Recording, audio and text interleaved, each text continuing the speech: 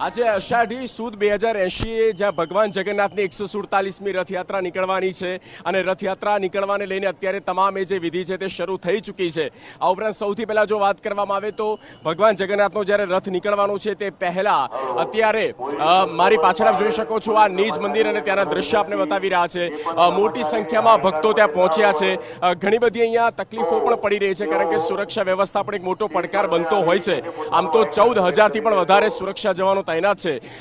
જે દ્રશ્ય દેખાઈ રહ્યા છે તે પ્રમાણે હાલ તો રાજ્યના ગૃહમંત્રી હર્ષ સંઘવી પણ ત્યાં પહોંચી રહ્યા છે અને ત્યારબાદ રાજ્યના મુખ્યપ્રધાન ભૂપેન્દ્ર પટેલ પણ પહોંચવાના છે અને જે પરંપરા રહી છે વર્ષોની જૂની પરંપરા તે પ્રમાણે તેઓ પહિંદ વિધિ કરવાના છે।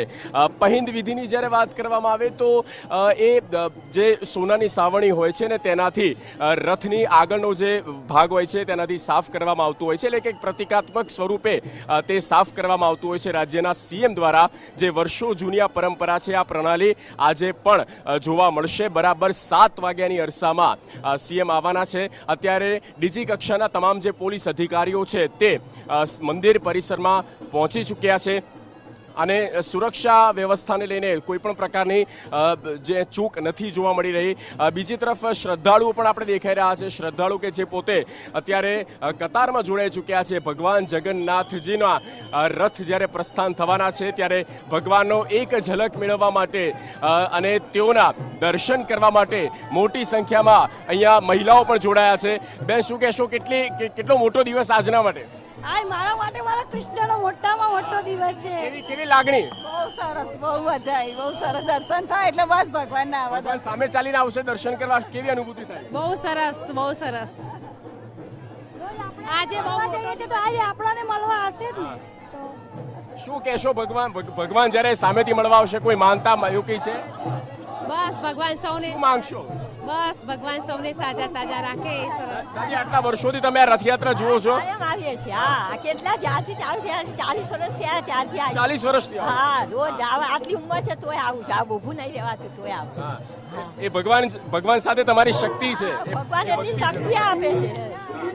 આપ શું કહો? હું અમદાવાદ જમાલપુર માંથી આવું છું અને અમે 35 વર્ષથી રથયાત્રા જોઈએ છીએ અને અમારી પ્રસાદની ગાડી દર વર્ષોથી પ્રસાદની ગાડી અમારી નિમાયેલી છે અને રથયાત્રામાં અમે જેવા દિવસો જોયા છે એવા તો જિંદગીમાં જોવા હોય એ દિવસો પાછા આવશે નહીં અને ભગવાનની કૃપા એટલી છે કે અમને કોઈ જાતની તકલીફ નથી પડી અને શાંતિથી ભગવાન ફરી સરસ્વતી પાછા આવે છે।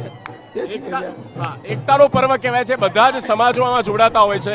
આ બાબતે આપ શું કહેશો? આપણે તો પહેલી વાર હું તો જોવા આવ્યો આટલા ટાઈમમાં જામ સાંભળ્યું હતું ઘણી મોટી યાત્રા હોય બાકી ખૂબ આનંદનો દિવસ છે। આનંદનો દિવસ છે। આપ આ અવસરને કેવી રીતે માણો છો? આ એક સામાજિક અને ધાર્મિક બે પ્રસંગ કહી શકાય અને દરેક ધર્મ માટે પણ એક આ પ્રેરણારૂપ છે। તો તમામ જે અહીંયાના ભાવિ ભક્તો છે તેઓ પોતે ભાવ વિભોર બન્યા છે અને બિલકુલ ગેટની અડીને તમામ જે લોકો છે તે અહીંયા જોડાઈ ચૂક્યા છે। ભગવાન બસ કે બહાર આવે અને તેમને એક દર્શનનો લાભ મળી જાય, તેમને એક ઝલક તેમને મળી જાય માટે થઈને આપ અંદર પણ જોઈ શકો છો ત્યારે આદિવાસી નૃત્ય થઈ રહ્યા છે। અલગ અલગ વેશભૂષામાં જે ભારતીય કલ્ચર છે ખાસ તો આપણું ગુજરાતી કલ્ચર છે તે પ્રમાણે ભગવાનને વધાવવા માટે થઈને અલગ અલગ જે બહેનો તેઓ પોતે અત્યારે વેશભૂષા તેઓ પોતે અત્યારે જોડાઈ ચૂક્યા છે અને નૃત્ય પણ કરી રહ્યા છે। આ પહેલા આદિવાસી નૃત્ય પણ કરવામાં આવ્યું હતું, ત્યાર પછી કેન્દ્રીય ગૃહપ્રધાન અમિત શાહ પણ આવ્યા હતા અને તેમણે આ મહાઆરતીમાં ભાગ લીધો હતો। વડાપ્રધાન નરેન્દ્ર મોદીએ પણ પ્રસાદ મોકલ્યો છે અને તે પ્રસાદનું વિતરણ પણ અહીંયા કરવામાં આવશે। ત્યારબાદ હવે એ ઘડીઓ ગણાઈ રહી છે। આમ તો ઘડી ઘણા સમયથી રાહ જોવાઈ રહી હતી ને ઘડીનો અંત આવી રહ્યો છે જ્યારે રાજ્યના સીએમ અહીંયા પહિંદ વિધિ કરશે અને ત્યારબાદ રથનું જે છે તે આગળ પ્રસ્થાન ખલાસીઓ ખેંચીને લઈ જશે અને 22 કિલોમીટરની આ લાંબી જે રૂટ યાત્રા છે તે યાત્રા આગળ વધશે। ભગવાન જગદીશભાઈ બલરામ અને બહેન સુભદ્રા કે જેઓ સામે તેમના જે શ્રદ્ધાળુઓ છે ભાવિ ભક્તો છે તેમને દર્શનનો લહાવો આપવા માટે નીકળશે। એ તમામ જે ઝલક છે તે આપણા સુધી સતત અમે પહોંચાડતા રહીશું। તો ભગવાન નિજ મંદિરથી જમાલપુર મંદિરથી કેમેરામેન ઇમરાન શેખ સાથે હું જગદીશ।